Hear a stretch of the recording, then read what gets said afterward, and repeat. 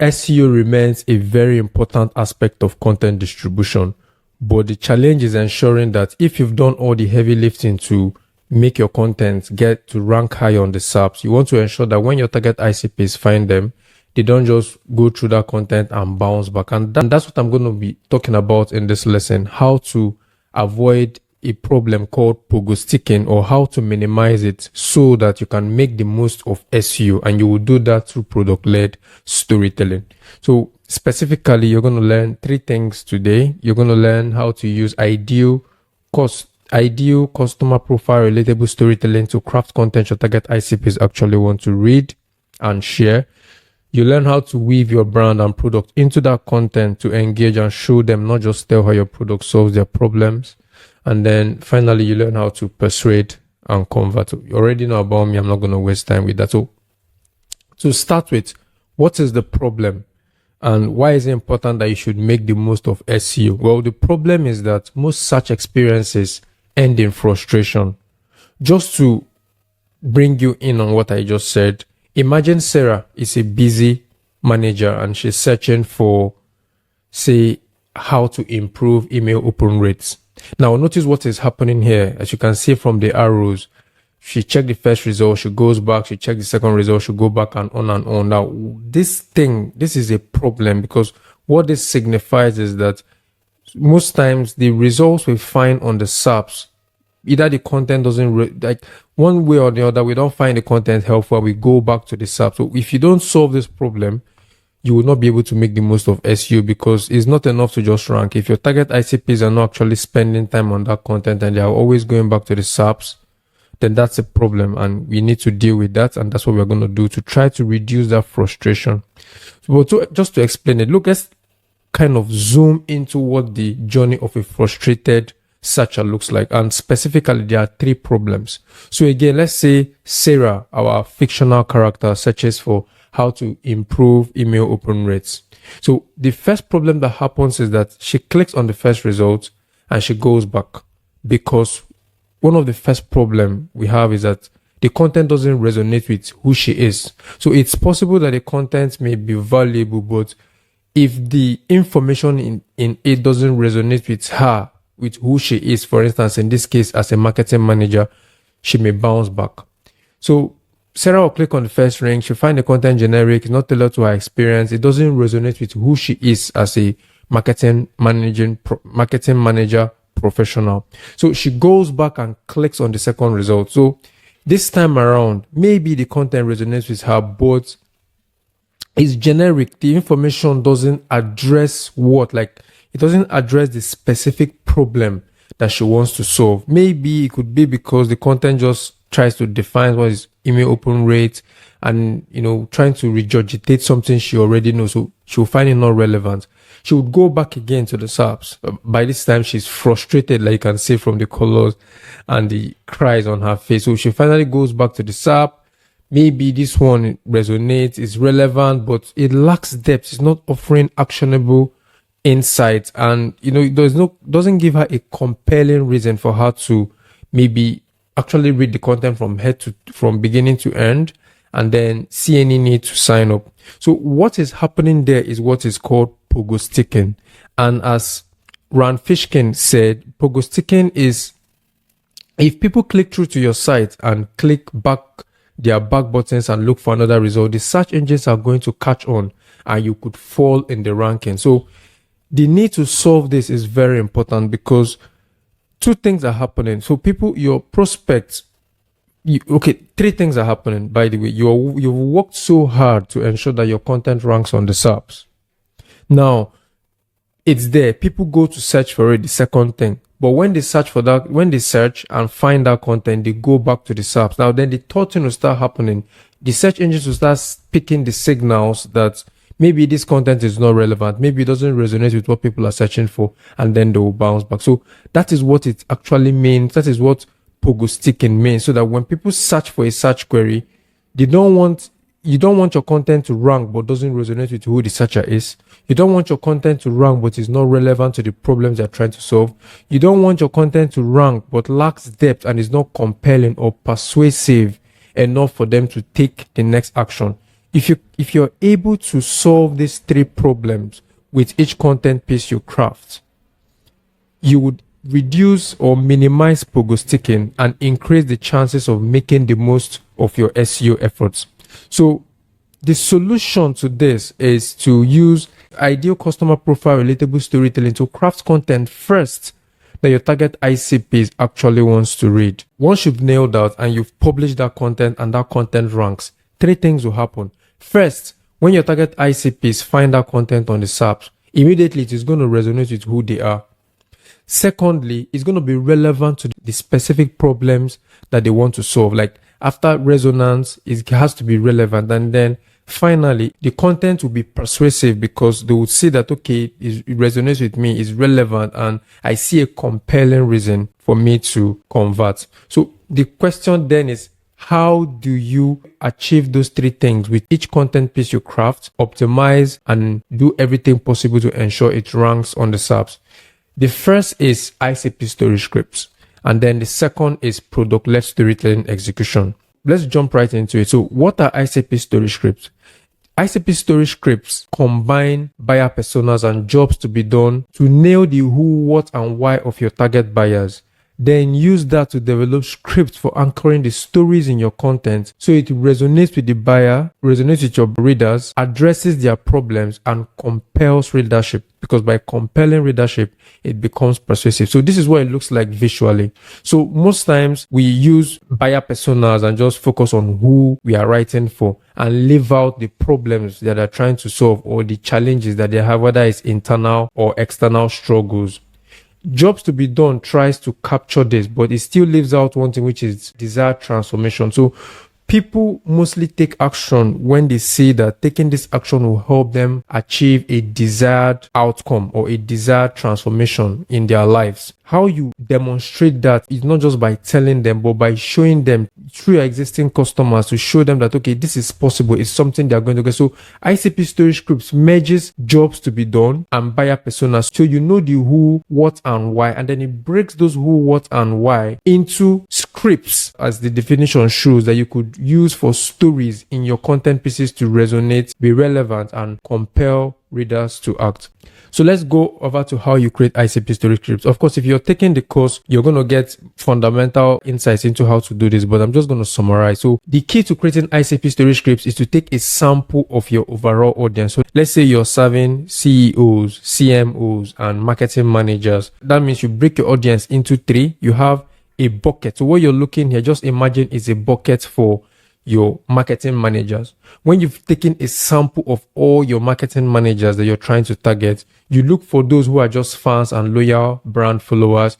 You look for the secondary product users within that cohort of customers, and then you try to nail who are your happiest product champions, those people that you think or you find probably can't do without your product. You want to attract more of those people, because the more people you attract that can't do anything without your product, the more the chances that you could grow your business.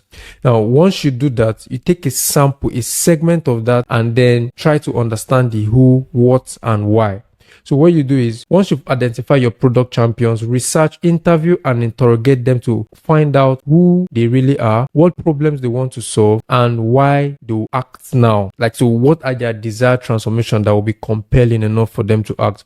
Once you've done that, you summarize those findings into their beliefs, their internal pains, their external struggles, and their desired transformations. All of this, the way you summarize these findings is to create little script. When you're crafting content, you can go to the ICP story script document and ask yourself, okay, if I'm writing this piece and my main target ICP are marketing managers, what beliefs do I need to address in this content? What internal pains, what external struggles, what desired transformation would make sense depending on the topic or the search keyword or the query that you're writing on. So once you have that, you then go to product-led storytelling, and product-led storytelling essentially starts with the brief. Of course, if you're taking the course again, we have a full lesson on creating story-driven briefs. So I'm going to just give a summary here. Unlike the typical SEO focused briefs, which is concerned with stuffing keywords into every section of a content brief, the one that works for product-led storytelling is different. We call it story briefs and outline, as illustrated here. So this story brief and outline has 4 sections: strategic alignment, ICP story script resonance, organic research and discovery triggers, and then the actual content outline. So let me quickly dive into that. The strategic alignment is where you want to align the draft with your business goal and your marketing strategy, where you define the goals, the target query, the topic cluster, and all that. Then you go to ICP story script resonance. So the ICP story script document that you created, you want to come and leverage it here to ensure that the draft itself will resonate with a very specific target reader, like which should be your prospects. And then you go to organic search trigger. So once you've had these first two things, that's when you even go and look for related keywords and search queries and queries, long tail keywords, and all those other things that you need to address. This is important so that you use this part of building your content outline, so that when people search with those queries and related keywords, the chances of your content ranking could be higher too. So you notice what we've done here. We've ensured we've aligned strategically with our own goals and the goals of our target reader, and we've ensured that we craft a content using the ICP story script resonance section to ensure that the content will resonate with who we are writing for. Specifically, this outline is about using insights from step 1 to 3, and you outline based on the 9 product-led storytelling steps which you're going to see, and then you use H2s and H3s when necessary as guardrails for guiding your reader down the page. Let's go to the part of crafting the actual product-led storytelling content piece. So here, the first thing you want to do, like going back to the draft I showed you earlier, is to ensure that you use relatable stories to attract and filter your target ICP for the content you want to rank and ensure it ranks high through SEO. The first thing you want to do is you have to use a specific value promising headline. I can't stress this well enough. David Ogilvy did a perfect job with this when he said that your headline is like the ticket on the mates, that you should use it to flag down your ideal target reader. So there's no point using a clickbait headline that will just pull in everybody into your draft, because you end up increasing Pogo-sticking. If everybody comes to your draft and the draft is not for them, they're going to bounce back, and those signals may affect your SEO efforts, and then you lose ranking. So you want to use a specific value promising headline where once I see that headline, I know that this content is not for me.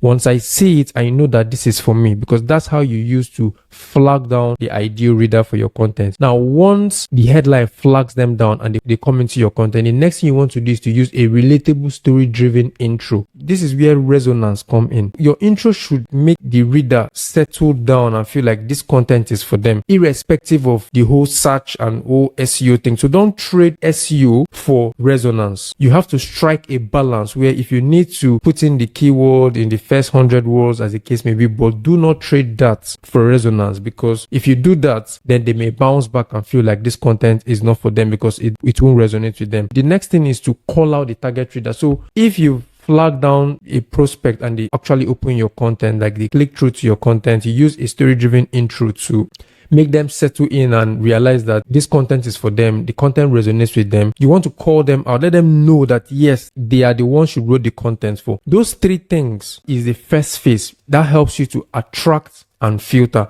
The next phase is to engage and show. So once you've attracted and filtered your target ICP for the content piece, you want to engage and show them. This is where, so what you're trying to do here is you're trying to get relevance. You want to solve their problem. You want them to feel like, not just did I create this content to resonate with you because I know who you are. I wrote this content to help you solve a very specific problem. And how you do that is to engage and show. Don't just tell them. You want to start with use H2s and H3s to discuss specific queries or make relevant problem statements. So depending on the kind of content piece you're writing, whether it's a thought leadership content, a how-to guide, or sales enablement resource, that will determine what your H2s or H3s should be. If you're writing a thought leadership content, then of course you have to make a problem statement, because most times you're the one articulating the problems or making them realize the problem. But if it's a how-to guide, they already have a problem that they came to the guide to learn how to solve. So your H2s and H3s should like go accordingly. The next thing you want to do is you don't just want to show them, like once you've used your H2s and H3s to make problem statements or like state specifically what each section is going to address, don't just tell them or keep educating them about those things. You have to show them how your product actually solves the problem. So this is where you weave in your product. So let's say you're crafting a content piece and you're making a problem statement or a how-to guide on how to go from A to B. Within the journey of A to B, there will be little minor steps that your product makes possible. This is where you want to weave in your product into that content narrative and engage and show them, not shoving the product down their throats, but making them feel like this content is for me, it was for me, and now they are showing me how to solve my problem. If you're able to do this well, then once you get to the 6th step, you want to kind of nudge them to do something, because at this point, they've seen that the content resonates with them. It resonates with who they are. They've equally seen how to solve a problem, and the little steps that your product makes solving that problem possible. It just makes sense to like introduce a first CTA. We always do this when we're executing product-led storytelling. And with the examples you're going to see within the course, you'll notice this same pattern. So it's not a hard forced CTA, but it's just one introduced at a very relevant position within the content to say, hey, we've shown you how to do this, and this. You've seen how our product actually simplifies the process. Do you mind taking the next step? That's the kind of CTA you use here. Once you've engaged and shown, the next and final step is to use relatable customer story to persuade and convert. So this is where you try and become a bit persuasive, because people will not take action. If they can't visualize them achieving their desired transformation, they may not take action. And most times, you already have customer success stories that you could use to weave into the content to show them how taking that next step would help them achieve that desired outcome. So this is what you do here. So first, again, you use H2s and H3s if you're writing a very long content to, again, address queries. But you want to address queries where it's easy for you to weave in your customer success stories. Then you want to show how others who use your product to address the problems, you show them how to solve it. In the second engage and show stage, you want to show them or hint at the results they were able to achieve. That is the way to put them in the mindset that, okay, wow, if they're able to achieve this, maybe I will be able to achieve this too. And then finally, you end with a CTA, a nudge. Like this is where your CTA can go hard because they've spent so much time on your content piece. And this is something that you should take seriously. You don't end your marketing blog with share this content and all that. Of course, not like sharing the content is bad, but we all know that at the end of the day, we invest in content marketing and product-led storytelling by extension, not just to rank high on SEO. The goal is never to rank high on SEO, but to get discovered and drive business. So if someone reads your content up to this point, they've already spent maybe 5 to 10 minutes. If the content didn't resonate with them, it wasn't relevant to the problems they want to solve, they're not going to read it till the end. So if they read it till the end, I think it just makes sense to like introduce a CTA and tell them to take the next action. So the goal of every product-led storytelling piece in the context of helping you make the most of SEO is to transform that piece you craft into a funnel of its own. So this is what is essentially happening. So the draft itself, from resonance, relevance, and persuasiveness, you're attracting and filtering, using stories to engage and show, using stories again to persuade and convert them. Once you've done all that, once you've finished doing the heavy part is crafting content that your target ICPs would actually want to read. Once you've done that heavy part, you then can take that content and put into an SEO optimization tool. You could be anyone. In this case, I'm just using ClearScope for demonstration. You could use Market Muse. You could use WriterZen. You could use Software SEO. There are so many options out there now, and even more options are being added to the list. So once you've thrown that well-crafted draft that you know would resonate with your target ICP, would be relevant to their problems, and is persuasive enough to convert, you can throw it here first to check how your content scores with others on the SERPs. Then, depending on the score that you have, you include relevant related keywords to improve that score. And then finally you optimize. So first thing you do is you check how your content score compared to others. You include relevant related keywords, and then you optimize the final draft for better organic discovery on the SERPs. Now, how do you measure success with this? How do you know that you are making the most of SEO and minimizing Pogo-sticking? The first things you want to track are bounce rates, time on page, and conversions. I think this is something you should have in place before even investing in product-led storytelling or any content piece. You want to ensure that you're able to track bounce rates, you're able to track time on page, and you're able to track conversion rates. Because bounce rates will make you know that, okay, if people are coming to your content and then they're just bouncing off, which you can detect if people are spending 1 second or 3 seconds or less than 10 seconds on your content, it tells you that the content is not resonating with the people who are finding it. Now, if people are not spending time on your page, it means that the content is not relevant to the problems they're trying to solve. And then if they're not converting in any way, you know that there's something you need to do. So for us at Vex Studio, what we use for this is IO technologies. As you can see here on my screen, our content pieces typically get like decent reads, some of them within any given time frame. When people come to our content, they read it, and that's because we try as much as possible to make it resonate with who we are writing for.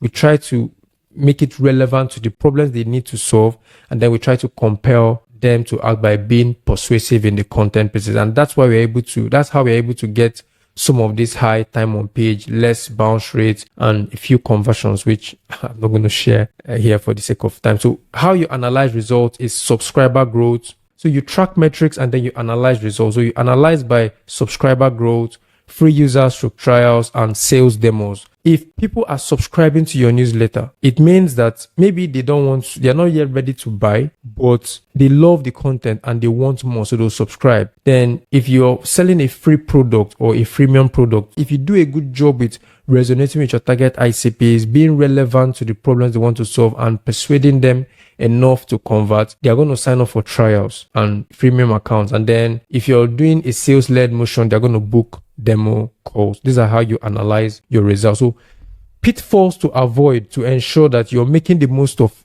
SEO and minimizing Pogo-sticking through product-led storytelling is, if you've noticed, you shouldn't try to appeal to everyone. So write for one person at a time. I know you want to increase traffic, but all that traffic will mean nothing if people go to your site and they keep Pogo-sticking back to the SERPs because it doesn't resonate with them or is not relevant to the problems they want to solve. How you ensure that is you write for one person. The classic saying that if you chase 2 rats, you will not catch anyone. It's so true here.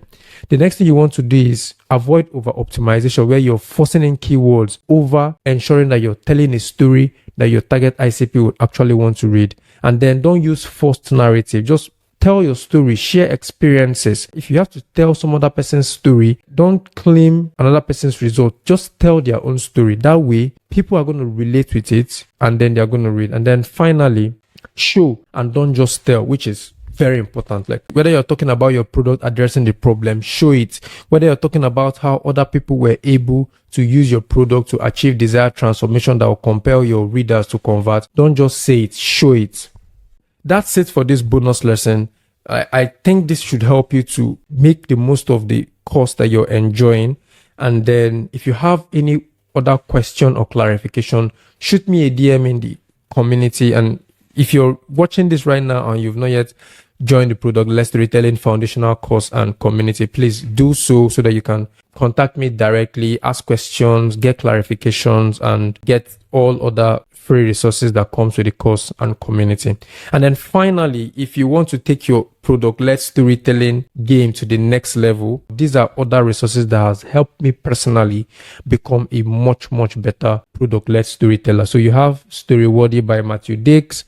I recommend it 10 over 10. You have Building a Story Brand. Honestly, the idea for story briefs and outline came from when I read Donald Miller. There are some concepts he discussed in the book that guided me in developing the story briefs and outline, and as well as the ICP story script frameworks.